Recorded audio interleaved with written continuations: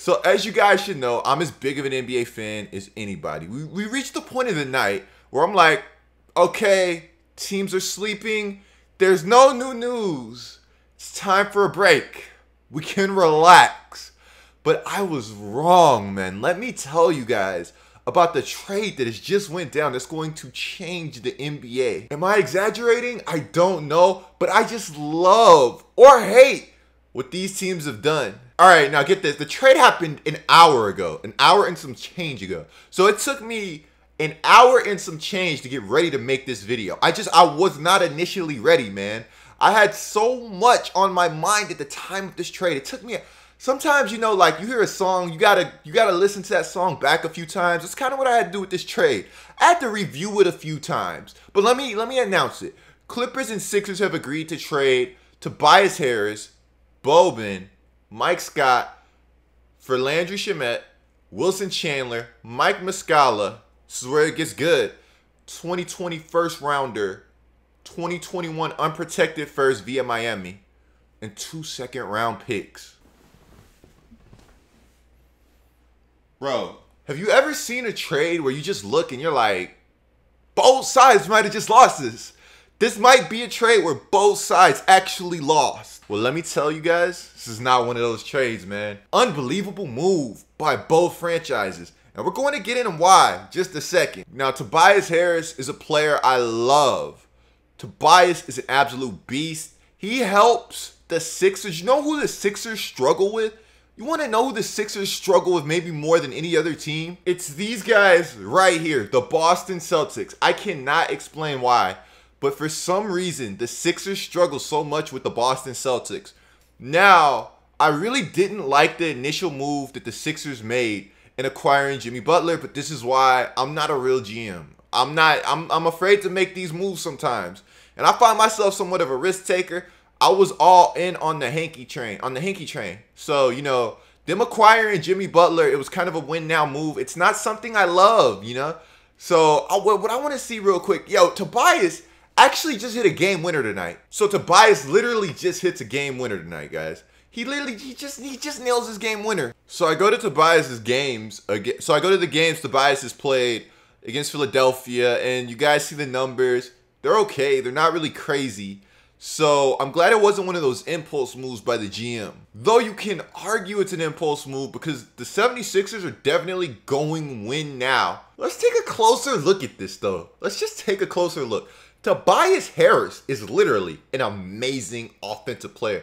I think I might have saw some people call him a one-trick pony. Nah, fam.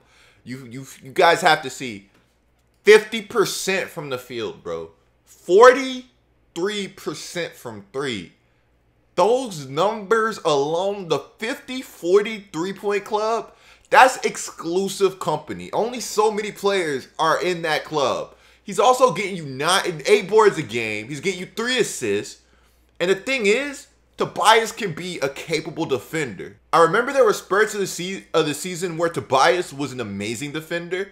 And I remember there were spurts where he was kind of below average. But the point is, Tobias has that capability to be really good on the defensive end. When you pair a player like Tobias with the defensive prowess that the 76ers have already, he's only going to play better for you. Now, why I love this trade for the Clippers.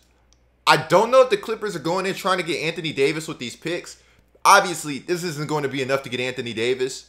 But that's a pick with some potential, with some legs. Now, Wilson Chandler at this point, I feel kind of bad for the guy because he was such a solid player, but he's kind of getting like a little bit lost right now. I mean, you check out these numbers from Chandler and you're like, what was this guy doing like a year or two ago? Now, I know injuries have been a big deal for him, and, you know, it's something you never want to see, but this guy is not long removed from averaging 16 points a game. Guys, look, hey, man, I love Tobias Harris. I love Tobias Harris. I love Tobias Harris. Look, but I love players that can play all over the floor.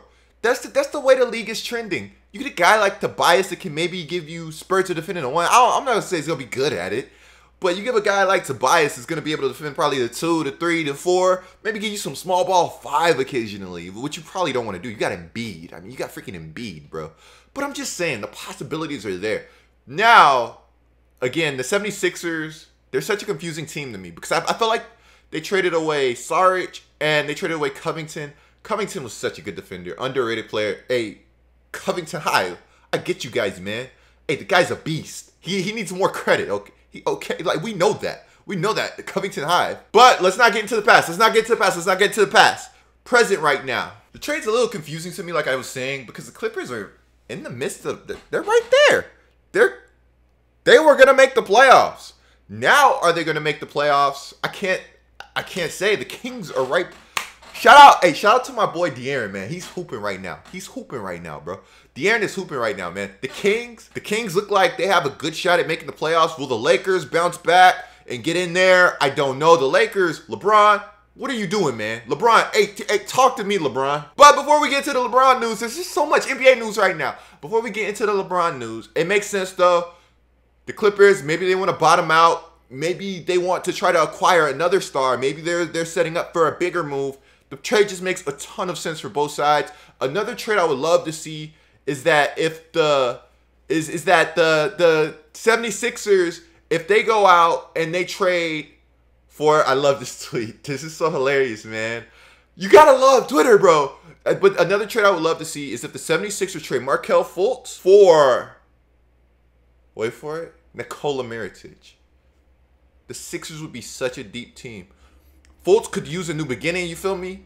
And with Nikola Mirotic, like, Nikola is so good. He's underrated, guys. Super underrated. He would be an amazing rotation guy.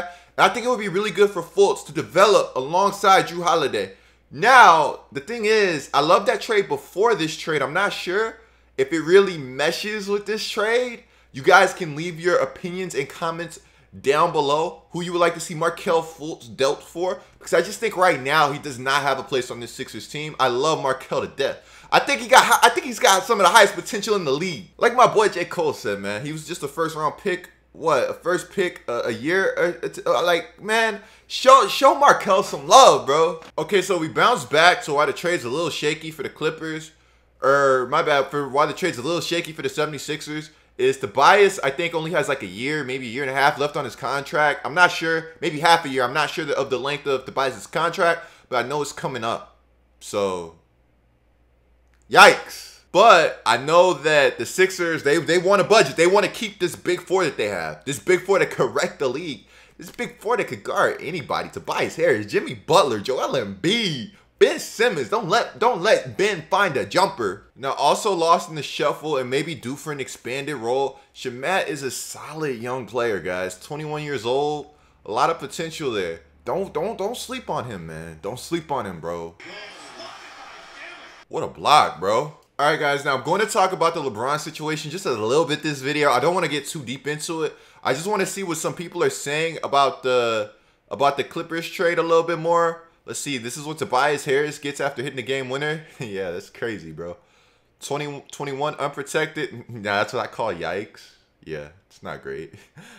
It's tough, man. Any Clips fan, as a Clips fan since forever, unless they flip these picks for an all-star, then this trade makes no sense to me. It's sad that they felt that they had to do this to stay relevant or attract free agents. I kind of feel that, but I don't know. I still like the trade for the Clippers. Wow, Clippers clearly won this. Harris sucks and is overpaid, and the Sixers gave up multiple picks for him.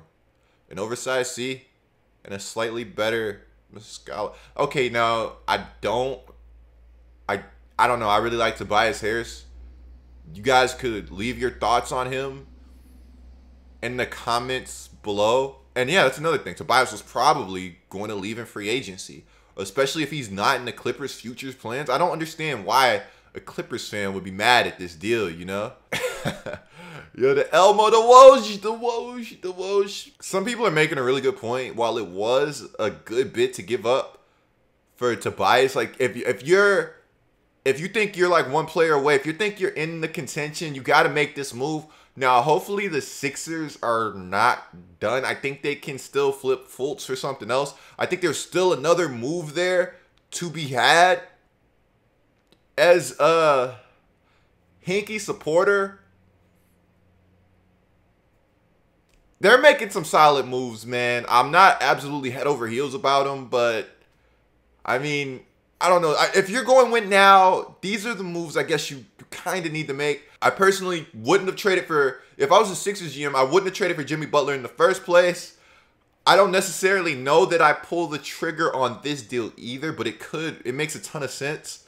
You know, I understand why they would do it. And, you know, I don't know, man. If I get word that Tobias wants to resign, maybe I do. Maybe this deal I do. But the Jimmy Butler deal, I don't know about. I'm not crazy about Jimmy Butler any longer. I know he's a beast. I know, but he's just been so toxic, man. And when things go south, like, I know he wants to win, but man, I know. So you guys can give me your thoughts on that in the comments below. So pretty much, I've just been on Twitter the last few days, like just laughing at how toxic the Lakers can become. And I like the Lakers, man. Don't get it confused. I love the Lakers, bro. Oh, yeah, and if the 76ers really want to take the next step, Ben Simmons can start taking that shot. Now, also, guys, the Lakers did make a trade. Now, I thought this was a steal for the Lakers. Absolutely love the trade. Not sure why Detroit would trade a player so heavy in its rotation and being a very good three-point shooter. Those are at premiums in the league. But I guess I'm just the guy that knows nothing. Anyways, back to your regularly scheduled programming. Like it's crazy. I tweeted that because I want those 8 picks for Anthony Davis. But that LeBron tweet, man, it was so dumb. And it's just like LeBron's just been so toxic, man. We're going to talk about that in another video, though. We're going to talk about that in another video, though, man. I hope you guys enjoyed the video. Much more in NBA news coming soon, guys. You want your notifications on, man. We're going crazy. More deadline news coming soon, bro. I'm DCOOP, man. Subscribe. Drop that thumbs up, bro. Let me know what you guys thought about the trade in the comments below. I want to mix it up with you guys. I want to know your thoughts.